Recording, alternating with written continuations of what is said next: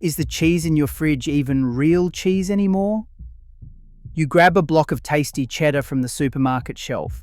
You see an Australian-sounding name on the label, maybe a picture of rolling green hills, and you assume you are buying a quality product made by an Australian company. But here is what the marketing does not tell you. The Australian cheese market is dominated by multinational corporations based in Canada and France. That iconic Australian cheese brand was likely acquired by a foreign conglomerate years ago. And some of those processed cheese slices in your fridge contain less than 51% actual cheese, so they cannot even legally be called cheese. I spent weeks researching ownership structures, ingredient lists, and industry practices. What I found explains why the cheese aisle has become a minefield of corporate products disguised as quality dairy. Let me show you which brands to avoid. Number 1. Cheer cheese and the entire Saputo portfolio. Cheer cheese, formerly known as Coon cheese before it was renamed in 2021, has been an Australian supermarket staple since 1931. But here is the truth about who owns it now. Cheer is owned by Warrnambool Cheese and Butter, which is majority owned by Saputo Incorporated, a Canadian multinational dairy corporation. Saputo is one of the 10 largest dairy processors in the world. The Canadian takeover happened through a bidding war in 2013, with Saputo eventually acquiring full control in 2017. So when you buy Cheer cheese, your money flows to Montreal, Canada. But it gets worse. Saputo owns a massive portfolio of cheese brands in Australia that most people think are independent. This includes Cracker Barrel, Devondale, Great Ocean Road, King Island Dairy, Mersey Valley, South Cape, Tasmanian Heritage, Multinational, and Caboolture. All of these brands are owned by the same Canadian corporation. The illusion of choice on your supermarket shelf is exactly that, an illusion. Different labels, same multinational owner. Saputo is Australia's largest dairy processor. When one foreign company controls this many brands, Australian dairy farmers have fewer options and less bargaining power. Number 2. Paul's, Vaalia, and the Lactalis empire. Paul's is one of Australia's most recognised dairy brands, but it has not been Australian-owned for a very long time. Paul's is owned by Lactalis Australia, a subsidiary of Lactalis Group, a French multinational based in Laval, France. Lactalis is the world's largest dairy company. The Lactalis portfolio in Australia includes Paul's, oat-flavoured milk, Vaalia yogurt, Icebreak, President cheese, and Harvey Fresh in Western Australia. Here is what should concern you about Lactalis. In 2023, the Australian Competition and Consumer Commission fined Lactalis $950,000 for breaching the Dairy Code of Conduct. The federal court found that Lactalis had breached the code by failing to publish milk supply agreements and by including contract terms that allowed them to terminate agreements when farmers engaged in public denigration of the company. The court said these clauses had a chilling effect on farmers who were subject to them. In other words, the world's largest dairy company was using contract terms to silence Australian farmers who might criticise them publicly. The Australian Competition and Consumer Commission said it took action because Lactalis's conduct would reduce transparency in the industry and perpetuate systemic bargaining power imbalances between processors and farmers. And now, Lactalis is acquiring even more. In July 2025, the Australian Competition and Consumer Commission approved Lactalis's proposed acquisition of Fonterra's consumer and dairy ingredients businesses, including brands like Western Star, Mainland, and Perfect Italiano.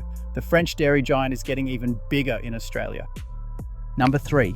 Kraft Singles and processed cheese slices. Here is a fact that might shock you.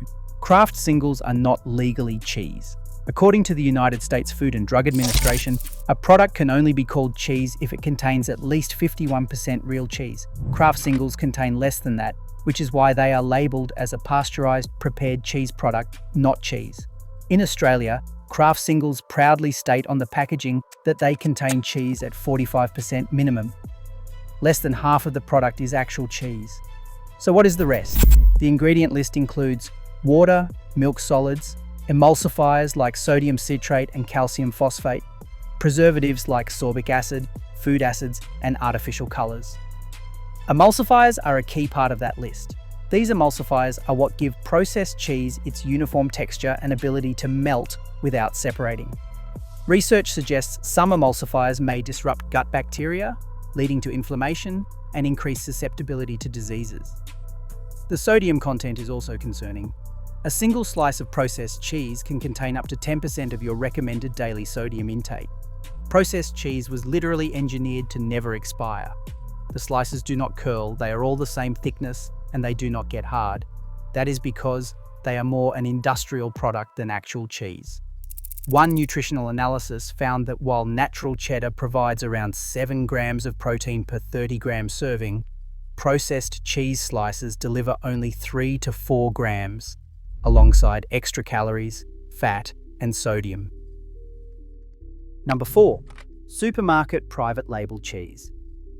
Private label cheese can mask who actually owns the product. This follows the same pattern we exposed with wine and spirits.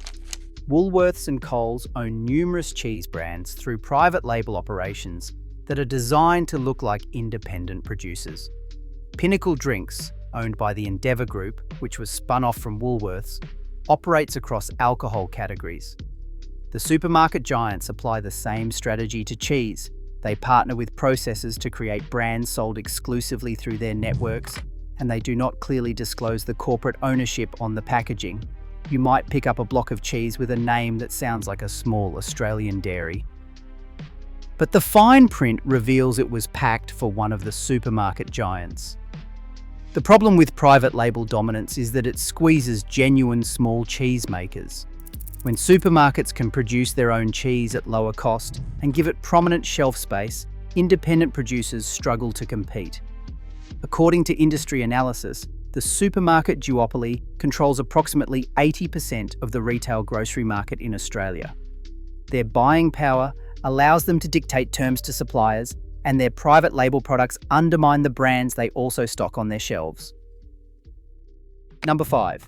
Imported cheese sold as premium. Walk through any supermarket cheese section and you will find imported cheeses from Europe marketed as premium products. Many of these are perfectly fine cheeses. But here is what the marketing does not tell you.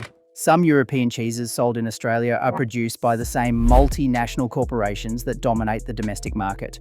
Lactalis, for example, owns cheese brands across France, Italy, and other European countries. When you buy certain French or Italian cheeses in Australia, you might be buying from the same company that owns Paul's Milk. The other issue is freshness. Cheese is a living product. The wheels and blocks shipped across the world to Australia have been in transit and storage for weeks or months. They may be past their prime by the time they reach your refrigerator. Meanwhile, Australian artisan cheesemakers are producing world-class products right here, using local milk from local farms. Yet they struggle for shelf space against imported products with bigger marketing budgets. Number 6. Cheeses with non-transparent labelling. Unlike many food products, cheese labelling in Australia does not require detailed ingredient disclosure for traditional cheeses. A block of cheddar might list milk, cultures, salt, and enzymes, but not the full details. Consumers deserve full disclosure. What strains are in the culture? This matters for people with specific intolerances. What kind of rennet is used, animal-derived or microbial? What additives might be in the salt, such as anti-caking agents? Are there processing aids that do not need to be declared? For shredded cheese, anti-caking agents like cellulose are commonly added to stop the shreds from clumping. Cellulose is essentially wood pulp. It will usually be listed on the ingredients, but many consumers do not realize what they are eating. The lack of transparency makes it difficult for consumers to make informed choices. If a cheese company is proud of their product and process, they should be willing to tell you exactly what is in it. Demand transparency and support producers who are open about ingredients and methods. So what should you actually buy? First, support Bega. Bega Cheese is one of the few major dairy companies still Australian-owned. Founded as a cooperative in Bega, New South Wales in 1899, close to half of its publicly traded shares are still held by farmer suppliers. In 2021, Bega purchased Lion Dairy and Drinks for $534 million. returning iconic brands like Dairy Farmers, Pura, and Farmers Union to Australian ownership.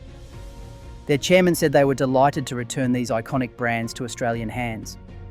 Bega also owns Vegemite, having returned it to Australian ownership in 2017. When you buy Bega, you are supporting an Australian company with genuine farmer ownership. Second, seek out artisan Australian cheesemakers. Australia has a thriving artisan cheese industry producing world-class products. Look for cheese from producers like Bruny Island Cheese in Tasmania, Meredith Dairy in Victoria, Yarra Valley Dairy, Woodside Cheese Rights in South Australia, Holy Goat in Victoria, and Section 28 in South Australia. These producers use local milk, traditional methods, and transparent practices. You can often visit their farms and see exactly how the cheese is made. Third, shop at farmers markets and specialty cheese shops. The staff at specialty stores can tell you exactly where each cheese comes from and how it was made. Fourth, read labels carefully. Look for country of origin statements. Check who the product is packed for. If the address is a corporate headquarters rather than an actual dairy, be suspicious. Here is the bottom line. The Australian cheese market has been quietly consolidated by multinational corporations. Saputo from Canada owns Cheer, Cracker Barrel, and numerous other brands. Lactalis from France owns Paul's and is acquiring even more. Together, these two companies control a massive portion of what Australians eat. Meanwhile, genuinely Australian companies like Bega and small artisan producers are fighting for shelf space and market share. Every time you buy from an Australian-owned producer, you are supporting local farmers, local jobs, and keeping profits in Australian communities. If this video helped you, hit the like button, share this with your family and friends, and subscribe to Crisis Report Aussie so you do not miss our next investigation. Ring that notification bell, drop a comment and tell me, what cheese brand have you discovered is not what it seems, and what Australian artisan cheeses do you recommend? Your family deserves real cheese made by real cheesemakers, not corporate products dressed up with heritage labels. Together we are going to hold these companies accountable. I will see you in the next one.